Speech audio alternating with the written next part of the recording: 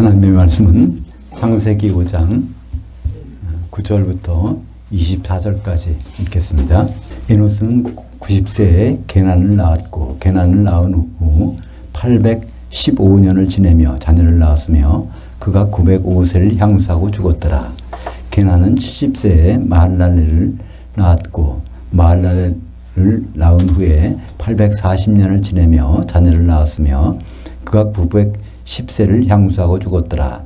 마할랄렐은 65세에 야렛을 낳았고 야렛을 낳은 후 830년을 지내며 자녀를 낳았으며 그가 895세를 향수하고 죽었더라.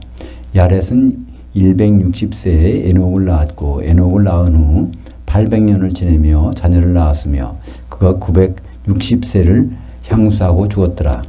에녹은 65세에 무드셀라를 낳았고 무드셀라를 낳은 후 300년을 하나님과 동행하며 자녀를 낳았으며 그가 365세를 향수하였더라. 에녹이 하나님과 동행하더니 하나님이 그를 데려가심으로 세상에 있지 아니하였더라.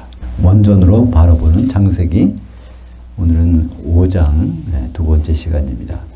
하나님과 동행한 사람들의 해피엔딩이라는 제목으로 말씀을 나누겠습니다.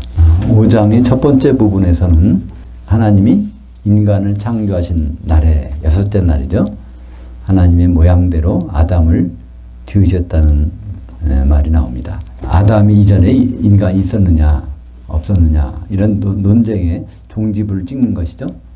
창조된 인간이 분명히 있었고 또 우리 조상 아담이 하나님 지음받았고 그런데 그 시기와 또 질적인 면, 그러니까 하나님 모양과 형상이 두 가지가 있는 아담과 형상만 있는 인간을 구분하는 것을 완전히 논쟁이 없어졌습니다. 거기서부터는.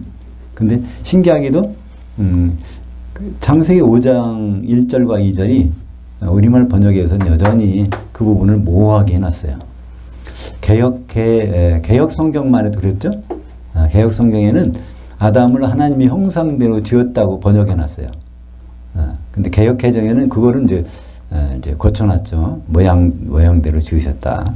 그렇지만 그 문장에서 주어와 목적어 같은 것이 생략되면서 이게 무슨 말인지 그래서 그렇게 됩니다만 그걸 원어로 풀어서 정확하게 보면은 적어도 영어 성경으로 흥정역으로만 봐도 그 내용이 어떻다는 것을 알 수가 있습니다. 그러니까 하나님은 아담의 목적이 있으세요. 그런데 아담을 만들기 위해서 창조가 있어야 되거든요. 그러니까 창조된 인간을 창조하셨는데 그건 형상만을 가진 인간. 거기다가 모양까지 집어넣은 것은 이제 우리 아담이 되는데 아담을 하나님 모양대로 지으셨다고 하는데 창세기 2장 7절에 보면 여호와 하나님 흙의 티끌로 아담을 지으시고 산영을 그 코에 불어넣으시니 아담이 산혼이 되었다. 그러니까 아담이 거기다가 하나님의 영을 딱 집어넣으니까 이게 그거를 창세기 5장에서는 하나님의 모양이라고 그랬습니다. 그러니까 모양이라는 단어는 원래 닮았다는 뜻입니다. 때무트라는 단어는 닮았다. 그러니까 닮았다는 건 여러 가지가 있겠죠. 근데 눈에 안 보이는 것을 닮은 걸 얘기합니다. 성경에서는. 그래서 눈에 안 보이는 건 뭘까요? 하나님의 생각까지도 닮은 거죠. 그죠? 하나님의 의도. 그러니까 오늘 제목이 하나님과 동행한 사람들이라는 말이 나오는데요. 하나님과 동행했다는 것은 하나님과 생각이 같았다. 그것을 의미하고 있습니다. 성경에 하나님과 동행한 사람은 두 사람밖에 안 나와요. 물론 하나님과 동행한 사람이 많이 있었지만 성경에 기록으로 남아있는 사람은 에녹과 노아 두 사람만 나왔습니다. 그러니까 하나님과 동행한 사람들이 어떻게 되는가를 오늘 말씀을 통해서 살펴보기를 원합니다. 이제 여기서는 셋의 아들인 에노스부터 나오죠. 에노스는 90세에 게난을 낳았고, 그래서 에노스는 뜻이 연약하다는 뜻입니다. 에노시, 그래서 에노시란 말에서 무슨 말이 나왔죠? 에노시. 그래서 이시란 말이 나왔습니다. 이시가 뭐죠? 히브리 말로 남자 또는 남편입니다. 이렇게 남자 또는 남편. 그러면 이샤, 이거 여성형 이샤는 여자 또는 아내. 이 단어는 아담으로부터 처음 나왔어요. 그죠? 아담이 자기 아내를 얘기할 때 이쉬에서 나왔으니까 이샤라 하리라. 그래서 그러니까 창세기 1장에서는 남자 여자라는 말이 원래 없습니다. 근데 그걸 우리말로 남자 여자 번역한 것은 원래 뭐죠? 자카르 네케바. 그러니까 순놈이란 뜻이에요. 자카르는. 암놈은 네케바. 그래서 인간을 암수로 이렇게 창조하셔서 전 세계에 흩으시려고. 그러니까 번식을 잘해야 되잖아요. 그래서 자카르 네케바. 근데 아담은 번식욕이 아닙니다. 우리 조상 아담은 번식욕이 아니라 그 몸에서 바로 그 아내를 만드는. 그래서 예수 그리스도의 모형으로 세우시는 것이 우리 조상 아담입니다. 그렇게 그래서 이 에노시라는 이름부터 벌써 하나님의 도움이 없이는 살 수 없는 인간이라는 뜻으로 그 게나는 그러니까 얻은 아들이란 뜻입니다. 그래서 하나님으로부터 얻은 아들이란 뜻이고 또 그 아이 게나의 아들은 마할랄엘. 그래서 하나님을 찬양한다는 뜻입니다. 이 할랄에서 나온 거죠. 할랄엘에서 나오는 말이죠.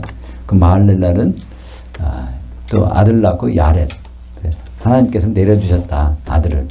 그런 식으로. 그러니까 모든 것은 다 하나님에 관해서 이제 생각들을 가지고 나오는 것을 볼 수 있습니다. 그리고 야렛이 아들 낳았는데 에녹을 낳았습니다. 에녹은 봉헌.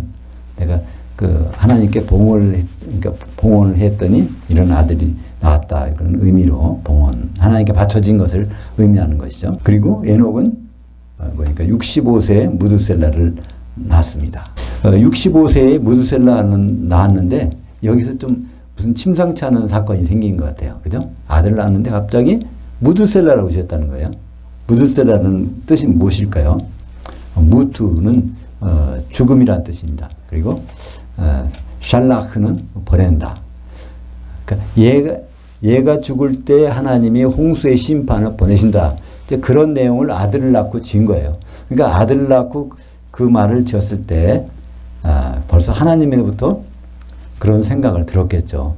65세까지 살았는데 그때까지는 하나님과 관심 없이 살다가 아들 낳자마자 이제 하나님이 이런 계획이 있으시구나. 하나님이 계획을 가지고 산 기간이 300년. 그래서 에녹은 365세를 살고 하나님이 데려가셨습니다. 그래서 이 에녹을 승천했다고 그러는데 승천했다는 말은 없어요. 하나님이 데려가셨는데 안 보인다는 것이죠. 성경에는 기록은 그렇습니다. 그래서 우리가 승천했다고 생각하는 사람이 딱 두 사람이 나오는데 에녹과 엘리야 아닙니까? 엘리야도 열왕기하 2장 1절과 11절에 보면 하나님이 그러니까 회오리 바람으로 팽개치시려고 할 때, 그러니까 하나님이 엘리야를 치워버리시려고 할 때 그런 말입니다. 회오리 바람이란 말은 성경에서 항상 심판의 상황에서 쓰이는 말입니다. 그러니까 욥기에서도 회오리 바람이 나오죠. 그래서 그때 하늘들로 그러니까 보내시려고 할 때, 그래서 하늘들입니다. 거기서 샤마임으로. 근데 우리말 번역은 하늘이니까 단수니까 셋째 하늘 올라간 것처럼. 그래서 엘리야는 하늘들에 어디로 팽개친 거고 에녹은 눈에 안 보이게 한 거고 안 보이는 그 세계로 데려가신 거고 이렇게 돼 있지. 절대로 셋째 하늘에는 안 올라갔죠. 그것을 어떻게 알 수 있죠? 요한복음 3장 13절에 인자 외에는 하늘에 올라간 자 없느니라. 그러니까 그건 예수님이 거기 셋째 하늘 거를 얘기하고 계시니까 분명히 에녹도 엘리야도 거기는 없습니다. 우리가 지금 보면 어디 있죠? 아브라함의 품에 있다는 곳, 아브라함이 있던 곳에 있다가 사망이라는 곳에 있다가 천년 왕국이 지난 다음에 거기서 나와서 이제 하나님의 심판에 따라 들어가겠죠. 에녹은 300년을 하나님과 동행했다고 했습니다. 근데 22절에요. 무드셀라를 낳은 후 300년을 하나님과 동행하며 자녀를 낳았으며 어디 수도원에 들어가서 그 하나님과 동행했다는 얘기가 아닙니다. 그죠? 완전히 세상을 등지고 하나님과 동행했다는 얘기가 아니라 자녀를 낳았으면 키워야 될 거 아니에요. 그죠? 그러니까 세상 삶을 살면서 동행했다는 것이죠. 그러니까 똑같은 이 세상에 살았지만 하나님의 생각을 가지고 살았다는 얘기입니다. 그러니까 아들의 이름을 무두셀라고 지었으면 항상 그 생각이 있을 거 아니에요. 무두셀라야 그럴 때마다 얘를 데려가실 때는 하나님의 홍수 심판이 있겠구나. 그래서 항상 심판을 염두에 두고 산 사람이 에녹입니다. 그걸 성경에서는 하나님과 동행하였다는 말로 표현하고 있죠. 이 동행이라는 말은 어떨 때 동행할 수 있을까요? 성경에 그 아모스서 3장 3절에 보면 뜻이 같지 않은데 어떻게 동행하겠느냐 그 말이 나옵니다. 그죠? 그러니까 동행이라는 뜻은 뜻이 같다는 뜻입니다. 그러니까 하나님의 생각과 하나님의 뜻과 같은 생각을 하면서 산 사람이 에녹의 후반기 인생입니다. 그러니까 60세까지는 어떻게 살았는지 몰라요. 그러나 60세가 되자마자 그의 삶은 하나님과 동행하면서 살고 하나님과 뜻을 같이 하면서 살았다는 걸 볼 수 있습니다. 히브리서 11장 5절은 이렇게 에녹을 소개하고 있습니다. 믿음으로 에녹은 죽음을 보지 않고 옮기었으니 하나님이 저를 옮기심으로 다시 보이지 아니하니라. 저는 옮기우기 전에 하나님을 기쁘시게 하는 자라는 증거를 받았느니라. 그러니까 하나님을 기쁘시게 하는 자. 완료형으로 썼어요. 하나님을 300년 동안 기쁘게 했다는 얘기예요. 하나님은 뭘 기뻐하실까요? 자기의 뜻과 같이 가는 자를 기뻐하신 것입니다. 우리도 지금 마찬가지일 거예요. 우리가 어떻게 하는 거예요? 하나님이 기뻐하실까? 하나님의 뜻과 같이 가는 자. 하나님 뜻은 무엇이죠? 결국은 예수님을 보내서 혼인시키는 거. 그것이 하나님의 통치의 목적이고 나중에 통치의 완성이 되는 것입니다. 그러니까 우리가 예수님과 어떻게 만날까? 지금 나는 뭘 준비해야 될까? 이걸 생각하며 살고 있다면 분명히 하나님을 기쁘시게 하는 자일 것입니다. 그렇지 않은 모든 것은 좀 하나님께 섭섭함을 드리는 거겠죠? 우리가 하나님께 기도해서 좋은 집을 가져보자, 출세를 해보자, 뭐 하여튼 여러 가지 그것도 뭐 들어주시겠지만 그건 하나님의 기쁘신 뜻 가운데는 들어있지 않은 것이죠. 그러니까 이 에녹을 통해서 하나님이 기쁘시는 삶이 무엇인가를 우리는 오늘 생각할 수 있습니다. 근데 이 에녹은 그냥 그렇게만 살다 간 사람이 아니에요. 어떤 행동을 했는지는 유다서에 기록이 나와 있습니다. 유다서 1장 14절과 15절을 보겠습니다. 아담의 7세손 에녹이 이런 자들에게도 대하여 예언하여 이르되 보라 주께서 그의 수많은 성도들과 함께 임하셨나니 이는 무사람을 심판하사 모든 경건치 않은 자의 경건치 않게 행한 모든 경건치 않은 일과 또 경건치 않은 죄인들이 주께 거스려 행한 모든 강박한 말들을 인하여 저희를 정죄하려 하심이라 하였느니라. 벌써 그리스도의 심판대를 예언했어요. 에녹이 선지자라는 걸 알 수 있죠. 여기서 예언이란 말과 선지자란 말은 같은 어원입니다. 프로페테이아, 프로페테스는 예언자, 프로페테이아는 그러니까 프로페테이아는 예언, 프로페테스는 선지자. 그러니까 선지자가 바로 하나님의 뜻을 바깥으로 드러내는 역할을 하는데 에녹이 그런 일을 했다는 거예요. 대단하죠? 예수님 오시지 않을 텐데. 근데 예수님이 재림 때 사건을 여기서 소개하고 있습니다. 주께서 수많은 성도들과 함께 임하는데 이 성도들 누굴까요? 데살로니가전서 3장 13절에 너희 마음을 굳건하게 하시고 우리 주 예수께서 그의 모든 성도들과 함께 강림하실 때 하나님 우리 아버지 앞에서 거룩함에 흠이 없게 하시기를 원하노라. 예수님 오실 때는 성도들이 모이게 되는데 세 가운데서 모이죠. 예수님이 데리고 오는 성도들이 있고 또 무덤에서 일어나는 성도들 그리고 그때까지 살아있던 성도들 그 세 파트로 해서 같이 모입니다.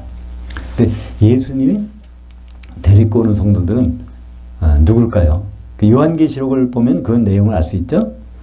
벌써 14만 4천 빌라델피아 교회가 후 3년반 시작할 때쯤 올라가 있고, 또 후 3년반 끝날 때는 갑자기 두 증인이 벌떡 일어나서 이제 무덤에 안 들어가고 길바닥에 있던 두 증인이 벌떡 일어나서 올라가 있다가 예수님이 내려오실 때 같이 데리고 내려오겠죠. 새 교회를.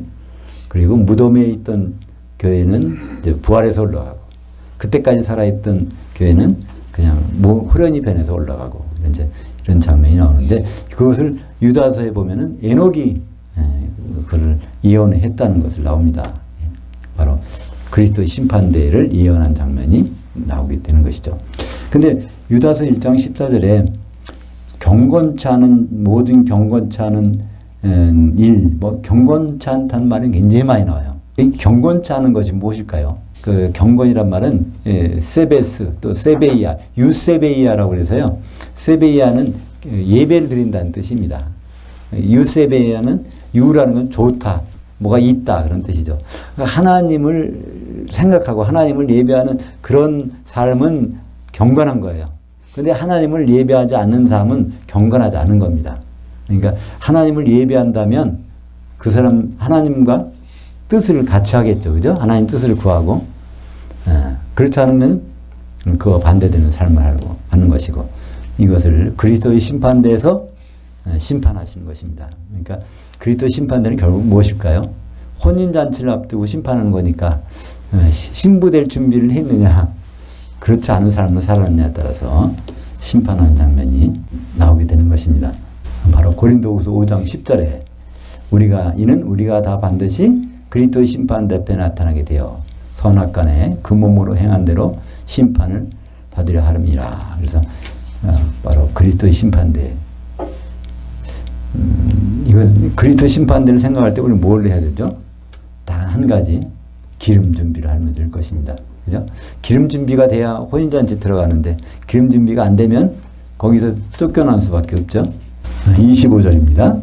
무두셀라는 180세에 라멕을 낳았고, 라멕을 낳은 후 782년을 지내며 자녀를 낳았으며, 그는 969세를 향수하고 죽었더라.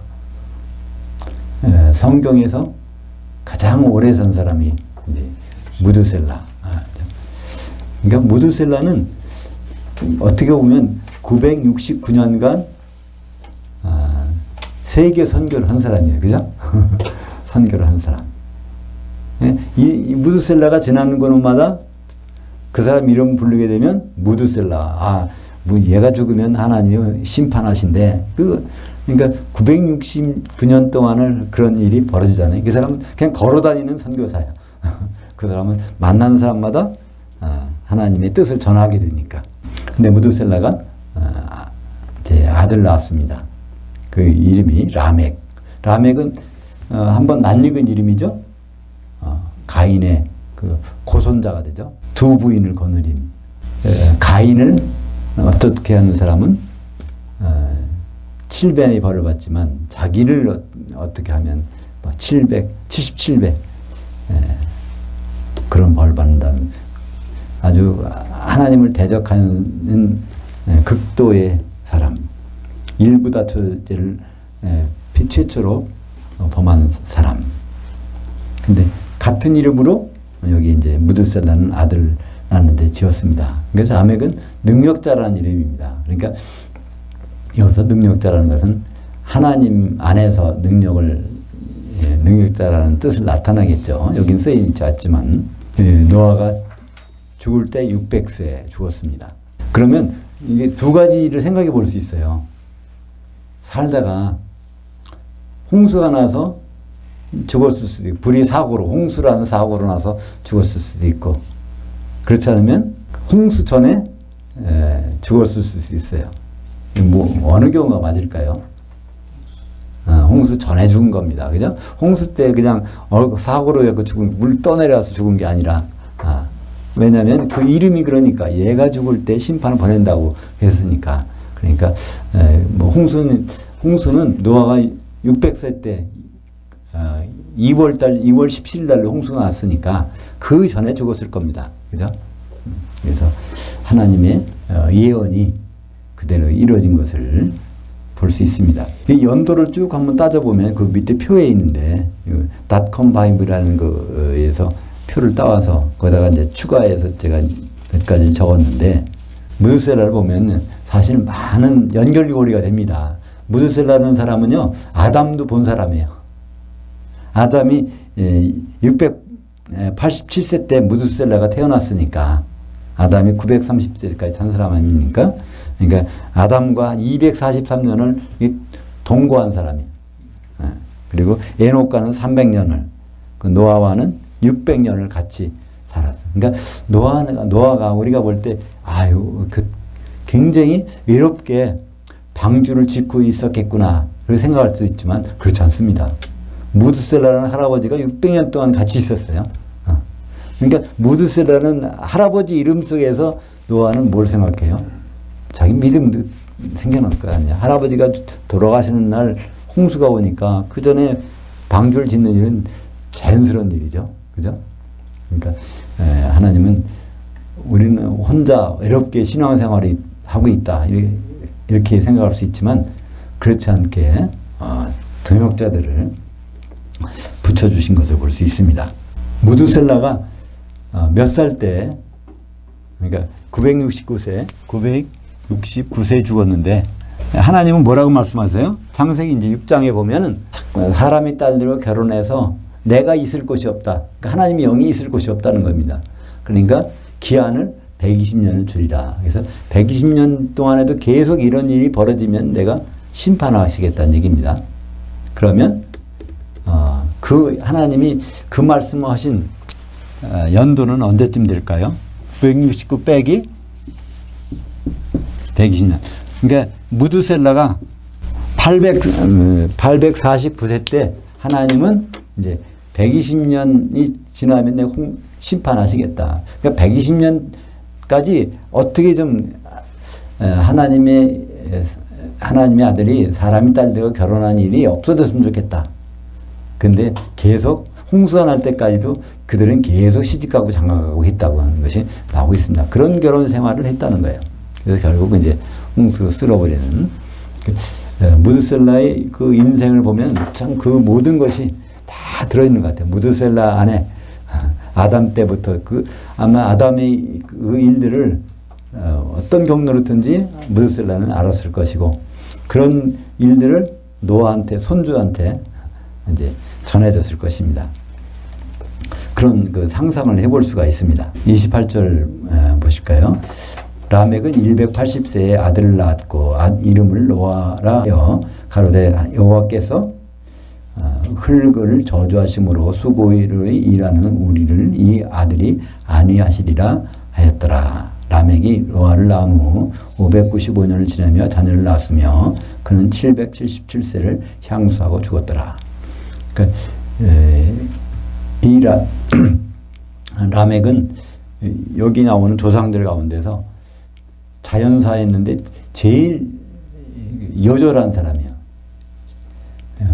그러니까 나이가 777세면 나이가 많지만 근데 이 사람들에 비해서는 일찍 죽은 거예요. 그러니까 자기 아버지보다도 더 빨리 죽었으니까.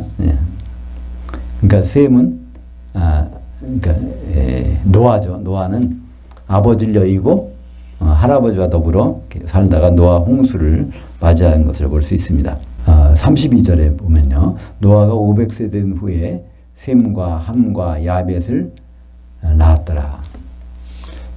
근데 여기서는 구분이 안 가는데 셈과 함과 야벳 누가 형일까요? 셈이 형 같죠, 그죠? 여기서는. 근데 이제 그 뒤에 보시면 이제 야벳이 첫째고 셈은 막내입니다. 그래서 홍수가 났을 때는 그 셈이 998세 때고 야벳이 100세 때 홍수가 나게 되는 거죠. 함은 몇 살일까요? 큰아들은 100세 때, 작은아들은 98세 때, 그때 홍수가 났는데 중간에 함은 99세, 연년생인가 봐요. 그죠?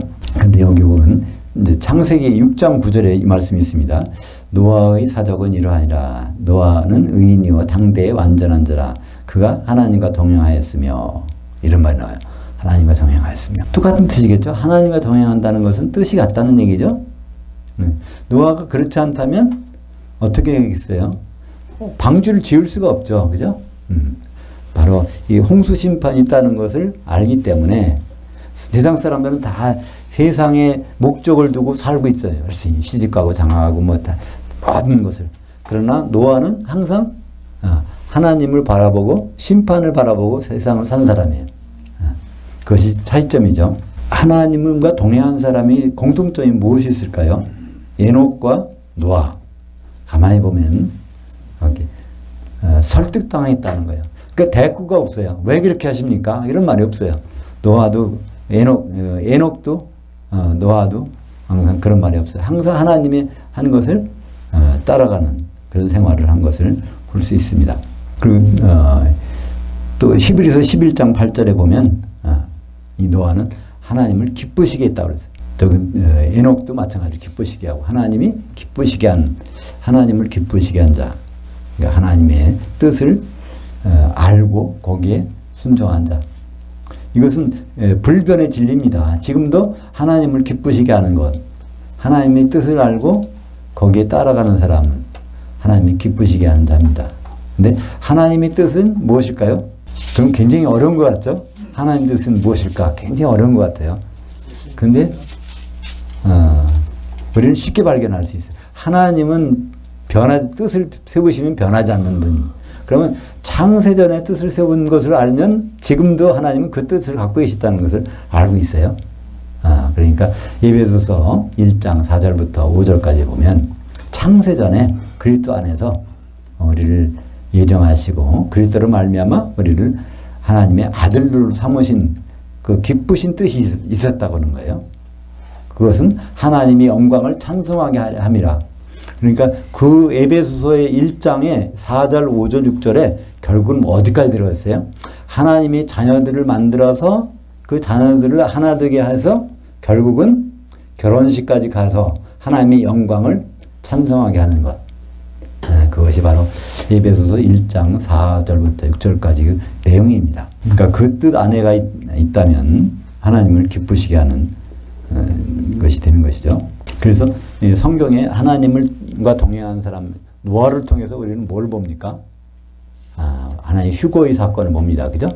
세상 사람들이 안 보이는 곳으로 데려가는 것. 휴거의 사건. 그리고 노아를 통해서는 노아의 방주에 대해서 통한 구원, 혼의 구원을 보는 거죠. 놋뱀 사건을 통해서는 영의 구원을 보는 겁니다. 그죠? 민수기 21장의 놋뱀 사건을 통해서 그걸 바라보면 우리 영이 이제 깨어나는 거. 근데 노아의 방주 사건을 통해서는 혼의 구원을 볼 수 있어요. 역청이 발려진 그 속에 들어가면, 방주에 들어가면 역청이라는 것은 목숨값, 피값이라는 단어입니다. 이 피가 발려진 그 방주에 들어가면 이게 혼의 구원을 이룬다는 거예요. 8식구가 혼의 구원을 이루는 장면이 베드로전서 3장 18절에서 22절까지 거기 나오는데 8로 혼이 구원을 받았더라 이렇게 되어 있어요. 혼의 구원의 자격은 뭘까요? 개인이 아무것도 할 수 있는 게 없어요. 그 아래만 들어가 있는데 같이, 그죠? 그러니까 우리가 볼 때 노아는 뭐 믿음이 좋은 사람이라고 하지만은 셈, 함, 야벳 그 사람 잘 몰라요. 믿음이 어땠는지. 더구나 며느리들은 뭐 어떤 믿음을 가지는지 모른단 말이에요. 그러나 한결같이 그 방주에만 들어가면 유일하게 혼의 구원을 받은 그 모형으로 나오는 것입니다. 그래서 영의 구원은 개인적이지만 혼의 구원은 공동체가 같이 받는 구원을 얘기하고 있습니다. 그래서 결국 다시 모든 것을 창세기 내용들을 요약하자면 창세기 2장 24절입니다. 이러므로 남자가 부모를 떠나 그의 아내와 합하여 둘이 한 몸을 이룰지로다. 결국 하나님은 이 일을 위해서 그 에녹을 또 노아를 사용하시는 것을 볼 수 있습니다. 한 몸을 이루기 위해서 신부가 만들어지는데 신부는 어떻게 세웁니까? 마태복음 16장 18절에 내가 내게 이르노니 너는 베드로라. 내가 이 반석 위에 내 교회를 세우리니 음부의 문들이 이기지 못하리라. 그래서 교회를 세우는 방법, 신부를 만드는 방법을 어떻게 하세요? 바로 반석 위에다가 그 신부를 만든다는 것입니다. 그런데 반석은 뭐가 있어야 돼요? 조각이 모아져야 되죠. 반석 조각은 베드로라 같은 반석 조각, 사도들이 하나가 돼서 그 위에 세우겠다는 것입니다. 사도들이 바로 말씀, 이것이 이제 요한계시록까지 신약 성경이죠. 마태복음부터 요한계시록까지. 그래서 요한계시록 19장 7절, 8절에는 드디어 어린 양의 혼인이 이루어지는 장면이 나오고 하나님의 자녀들이 한 몸 된 한 세마포 옷을 입고 있는 성도들의 모습이 거기서 나오고 있습니다. 그래서 성경은 계속 예수님이 오신다는 것으로 결론을 내고 있습니다. 요한계시록 22장 7절, 12절, 20절에 예수님 오시는 것입니다. 뭐로 오세요? 신랑으로 오십니다. 그러면 우리가 준비해야 될 것은 당연히 신부가 되는 과정이 남아 있습니다. 그거 신부가 되지 않을 때는 또 가는 곳이 있어요. 어디가 있죠? 불섞인 유리바다에 천년 동안 있다가 그 다음에 이제 또 기회는 있습니다. 불못에 안 들어갈 수 있는 기회는 있는데, 근데 이 모든 준비는 언제 준비해야 돼요? 살아있을 때. 그죠? 그래서 요한복음 14장 1절에 너희는 마음에 근심하지 말라. 하나님을 향하여 믿으니 또 나를 향하여 믿으라. 그래서 결국은 향하여 믿는 것. 이것이 가장 성경에서 중요한 골자입니다. 향하여. 하나님을 향하여라는 하나님의 그 뜻이 무엇인지를 추구하고 하는 겁니다. 그리고 예수를 향하여 믿는 것. 예수님이 결국 어떤 모습으로 나타나실지 거기에 맞춰서 우리가 준비되는 것. 이것이 믿음인데 우리는 이걸 생각을 않게 됩니다. 참 답답한 일이에요. 그죠? 성경을 보면 이 향하여라는 말이 다 번역에서 빠졌기 때문에 예수를 믿는다. 하나님을 믿는다. 이렇게 해서 말해보니까 다 지금 잘 믿고 있는 거겠지. 모든 사람이 이렇게 생각하는데 그건 성경의 기록과는 전혀 다른 것이죠. 향하여 믿는다면 적어도 예수는 신랑으로 생각하고 우리는 그분과 결혼하게 준비하는 그런 모습이 나타나야 되는 것. 이것이 우리 생각 가운데 있어야 되는데 그것이 하나님의 뜻과 동행하는 것이 아니겠습니까? 근데 향하여 믿지 않으면요. 하나님과 동행하는 삶을 살 수가 없어요. 그분의 뜻이 무엇인지 의도가 무엇인지를 생각을 않기 때문에 마태복음 25장 6절과 10절을 보겠습니다. 밤중에 소리가 나되 보라 신랑이로다 맞으러 나오라 하매 그들이 살아간 사이에 신랑이 오므로 준비하였던 자들은 함께 혼인잔치에 들어가고 문은 닫힌지라. 이것은 성도들에게는 동일하게 적용되는 현실이 됩니다. 이건 그죠?